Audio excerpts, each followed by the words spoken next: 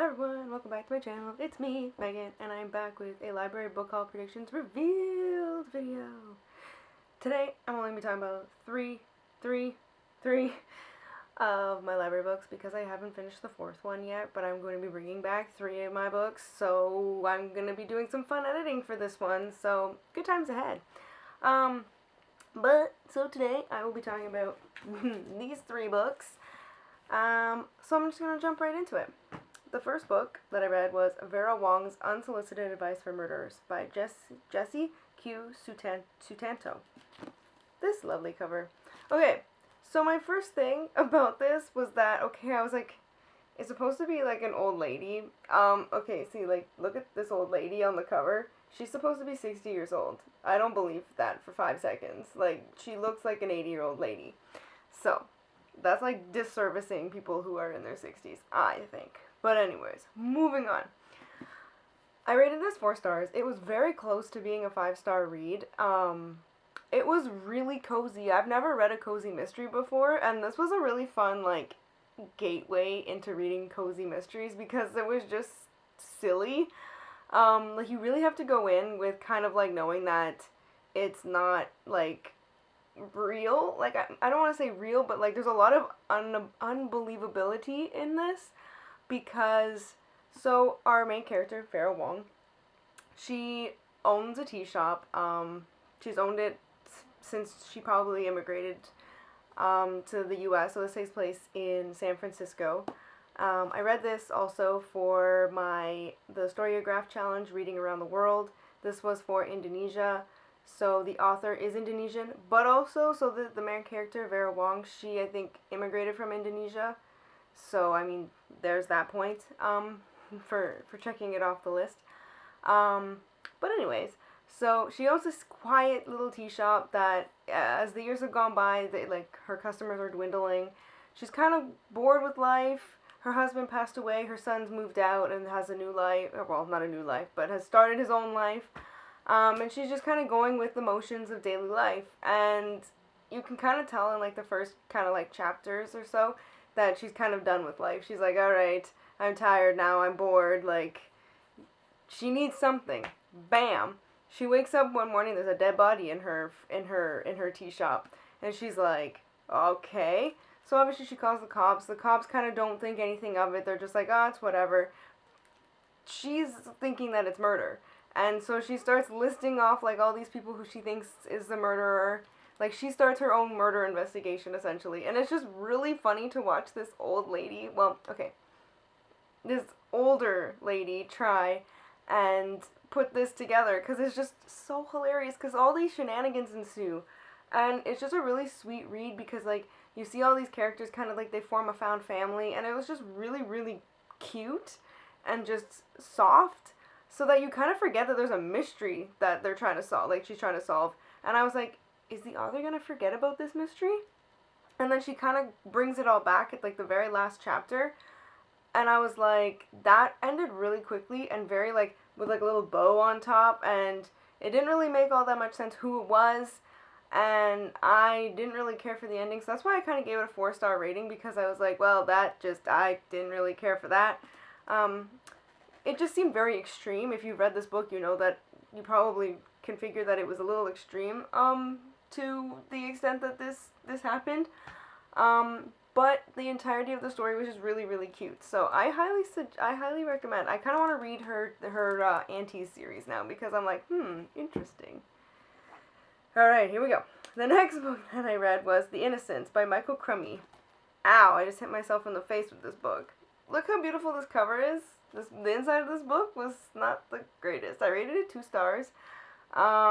No, I didn't. I rated it 1 star. I rated this 1 star. 2 would be generous. I rated it 1 star. So this was longlisted for Canada Reads 2024. I'm trying to figure out how to explain. Like, this is a very, like, slow book, but also I read it quickly. So it was, like, fast-paced in a way, but also it was slow. I don't know. So, like, we have the set of siblings. No, not a set of siblings. They are just the 2 people who are siblings. What was his name? His name was Everett. So it was Everett and Ada. They lose their mother at a very young age, and so they're kind of left. Did I say mother? They lost their parents at a very young age, and they're left to basically put their lives together, just the two of them. They have no one else around them to help them basically survive. It's literally the two of them, and they're very young. Like, I think they're like 8 and 10 or something. They're very, very young. And they're basically, they need each other in order to survive on this like coastal town that they live in. I'm surprised that they survived. And it's kind of just this like very lull of like everyday life. Like it goes by, the years go by, and you see them as they're fighting for survival, doing things that they need to do in order to stay alive, and keep themselves sustained. This takes place, ooh, I don't know what year, but it's I want to say like late 1800s, early 1900s, like way back where like it's not in today's day, because that like this wouldn't have flown by in obviously today's day, because there was no like social services at that. There might have been, but it wasn't. I mean, on a small coastal town, not really. And so yeah, like they just have to. That's basically the plot, is them surviving. So that didn't really intrigue me. I felt a lot of the time that I was reading it, and I was kind of like, what is happening? Where are we going with this? And then about like midway through, we have a nice, great incest plot, and I said, no, I can't. I'm out. I do not do incest. And I thought, okay, one time. I get it. All right, one time.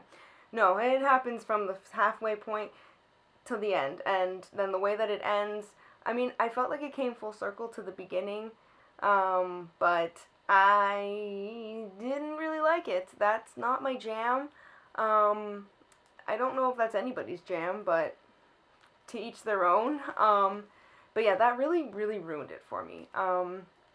So yeah, that's why I got a 1 star, because I was very close to DNFing. I was like, yeah, I don't know, this is, yeah. And even the secondary characters were kind of just like, they were brought in, and they kind of helped them with like learning things, because like obviously they were 2 kids who had nobody to teach them the ropes on life.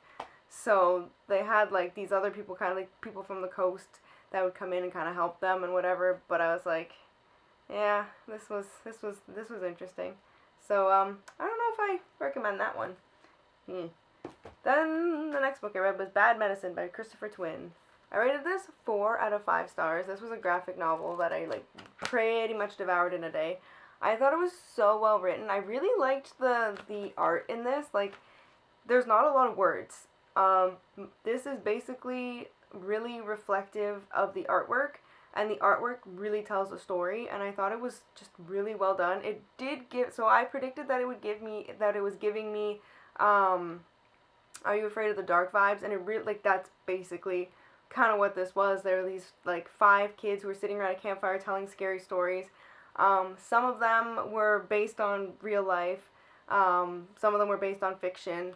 The last story kind of was interesting because it was like one of the characters who was sitting at the campfire. It was like a story about him because he had left early, and I thought that was a very interesting twist and take. So I don't know. I don't know how to describe it other than it was interesting. But I really enjoyed this. Like, I flew through it because you're literally just looking at like the images and the what's the word I'm looking for? I want to say graphics, but like the art is just really, really, it has a lot of emotion in it, and I really like it. And it's like some of them are really spooky. Like, I was reading it and I was like, oh, that's terrifying. So it really does evoke like these like really like strong like horror themes and feelings, and I thought that was really good. I really liked it. So yeah, I rated it 4 out of 5. This was also long listed for Canada Reads 2024. This one I actually do recommend because it's based on Cree folklore, which I thought was also really cool. So yeah, I highly recommend this one too. So that is all that I have for right now. I'm going to just jump into my next clip where I'm going to be talking about the last book there. So I'll see you there. And I'm back! Now I'm ready to talk about the last book that was on my library list, and that is The Skyweaver by Kristen Cincerelli. So this is the last book. I don't want to say it's the last book in the trilogy because wasn't really a trilogy. Like, I feel like the author can write as many books as she wants in this world because they're not super connected. Like, you have the main world, and then you have, like, different characters who live in the world, and they come sometimes, like, they'll some characters from other books will show up. So to me, it didn't really feel like it was a trilogy where each book was like completing came into a complete trilogy. Each book had its own beginning, middle, and end, and each character got their own story, and that's kind of how this series has been working. So I mean, if this author ever wanted to write more from this world, I'd read it because I enjoy reading these books. They're just a lot of fun. This one dealt less with dragons and more with pirates, which I thought was really interesting. So it was kind of fun to take on like a different aspect. And she did it in a way that like it didn't feel like, oh, we're not going to be talking about this anymore. We're moving on to a different thing. Like it also just felt very incorporated into the whole world, and like we were more at sea in this one, and it was just a lot of fun. I mean, the other books were a lot of fun too. I rated this 4 stars. I think I think as a whole, her writing is just so good. There were a lot of twists and turns, and I think the author was trying to like get us like to be surprised, but I wasn't surprised by any of the revealings that happened, but I was just happy to read about it, and I mean, I felt really satisfied, like being like, oh, okay, like that is what I thought it was. Like I didn't feel cheapened. Like I know, like sometimes when you read a book and you're like, oh, I already knew that was coming, and then you read like the entire paragraph or whatever that explains everything that you already knew, and that can I understand that can be kind of annoying, but I didn't feel that in this one. This one I just felt that I was like, oh, okay, like I got that that's where we were going with it, and it just was really nice because I really like her writing, so I really like that she just kind of like explained it for us, and I don't know, I just really liked it in this one. Um, so I was gonna say something else. Oh, there's a lot of I want to like pining in this one, like it was a different tone than the last two novels because the last two novels were really focused on a quest. Like this one had a quest, but I feel like we were in the characters' heads a lot, and they were like, oh, I really like that person's really shaking me up, and I can't stop thinking about them, and this and that. Why is this person making me think about that? Like both of the main characters were thinking this, and it was just like, oh boy, there's a lot of like, I'm like, are they gonna end up together? Is this like gonna be an enemies to lovers kind of plot? And it was really fun to read that too, because I was like, is it, will it, won't it? And then you're like, oh, is one of the characters like doing this because like they're trying to get something out of it, but they actually don't really care about that other person? You're like, I have to keep reading because I have to know what's going to happen. So I just thought it was really, really, really well done. I just really enjoyed this. But yeah, basically the plot of this is that so we have our two main characters, Saphira and Eris. Eris is a what's she called? She's called a death dancer. So basically she's been sent to she goes on all these errands to like steal things.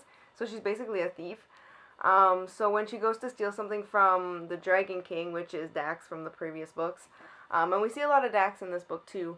But when she tries to steal something from her and Saphira kind of like finds her and kind of is just like not like it's like what's going on kind of thing. That's how the two kind of meet, and then like she finds out that Eris has to like basically kill the Namsara, which is Dax's sister and like the Dragon Queen, not the Dragon Queen, but like she's the Dragon Keeper. And so Saphira was like, well, that's my cousin. I have to do everything in my power to stop her. But at the same time, I also think I like her. It was just, I mean, it's like a typical trope, but it was also just a lot of fun. I don't know. I keep saying that it was a lot of fun. I don't know how else to describe it, but yeah, this was just, they're just so good. So yeah, I highly recommend these books because they're fun and they're dragons and pirates and just a lot of good times. So, those are all the books. I don't have the other books anymore. They went back to the library. So, those are the last 4 library books that I recently read. If you've read any of them, please let me know in the comments below. This is all I have for you guys today. So if you like this video, give it a thumbs up, a like, a subscribe, a do your thing, and I will see you all in my next video. So thanks and bye guys!